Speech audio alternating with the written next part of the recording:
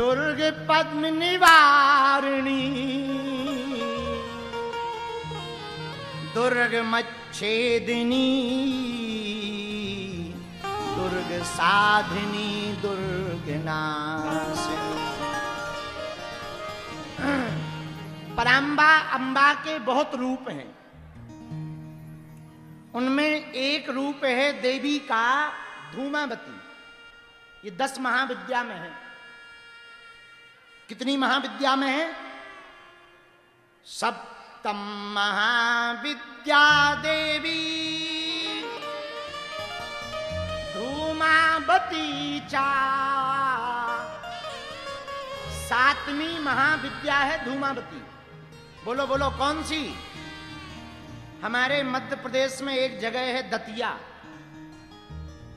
दतिया जिला है पंडित जी। वहां पर देवी जी के 2 महाविद्याओं के स्थान हैं, बगलामुखी और धूमावती। और हम दोनों की ही आज बात बताएंगे। धूमावती प्रकट कैसे हुई, और आप सुनकर चौंकोगे। धूमावती विधवा रूप में है माता। अब बताओ, क्या महाशक्ति भी विधवा बनी? हाँ, पूछो कैसे? अरे जोर से पूछो, सुनो।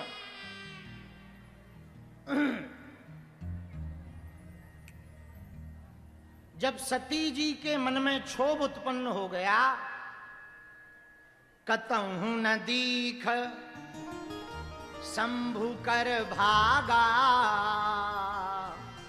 शंकर जी का कहीं पर जब भाग नहीं दिखाई पड़ा सती को, तो क्रोधाग्नि में जलकर सती जी ने प्राण त्याग दिए। लेकिन जब क्रोधाग्नि में जलकर के प्राण त्यागे तो धुआं निकला, और उसी धुआं से क्षोभ के कारण भगवती धूमावती प्रकट हुई।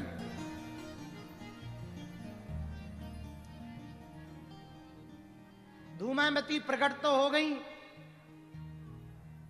सती जी का दूसरा जन्म पार्वती के रूप में हुआ। और एक बार भोले बाबा बैठे थे ध्यान में, और पार्वती जी भूख से व्याकुल थी।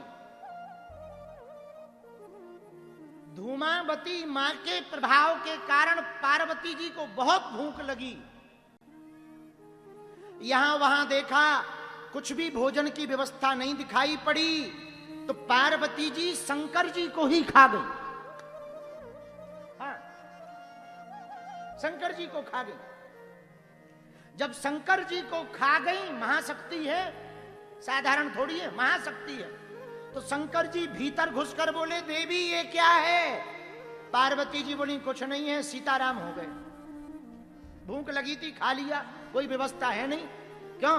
धन धन भोलेनाथ तुम्हारी कौड़ी नहीं खजाने में, और 3 लोक बस्ती में बसाए, आप बसे वीराने में।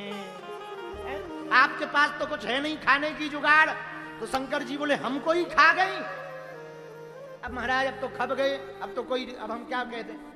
भूख ऐसी लगी थी कि हमें ध्यान ही नहीं रहा, खा लिया।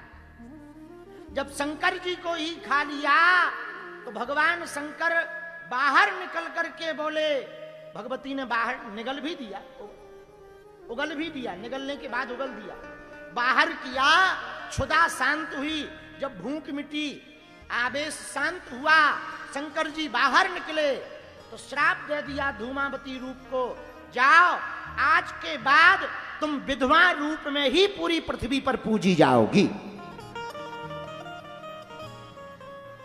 और उस दिन के बाद भगवती धूमावती विधवा रूप में पूरी पृथ्वी पर पूजी जाती हैं। बोलो धूमावती माई की।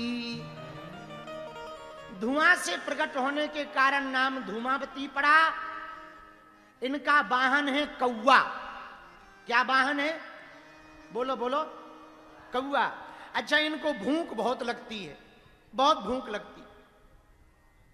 धूमावती की साधना करने वाले साधक को बहुत सावधान रहना चाहिए।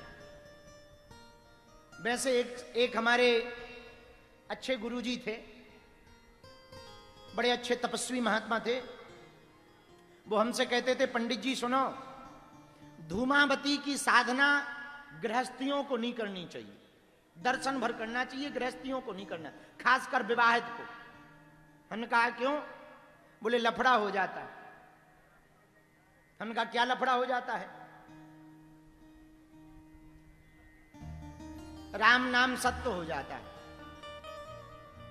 क्योंकि वो तो विधवा रूप में है ना, बहुत तेज देवी है 10 महाविद्या में। लेकिन कोई शत्रुओं से परेशान हो, दुश्मनों से ग्रसित हो, शत्रु भयंकर पीड़ा कर रहे हो, यदि कोई शनिवार के दिन धूमावती माता का दर्शन करके उनके बीज मंत्र का जप करके हवन कर दे, ओम धूम धूमावती नमः, इस मंत्र का जाप करके यदि हवन कर दे तो भगवती धूमावती को भूख लगती है। शर्त यह है कि भोजन ना दें। यदि तुम सत्य राह पर होगे और शत्रु तुम्हें बेफिजूली का परेशान कर रहा होगा, तो ऐसा चमत्कार है धूमावती माता का, 3 से 5 शनिवार के अंदर ही मामला फिट हो जाएगा तुम्हारे दुश्मन का। हाँ, ऐसी देवी है प्रत्यक्ष धूमावती।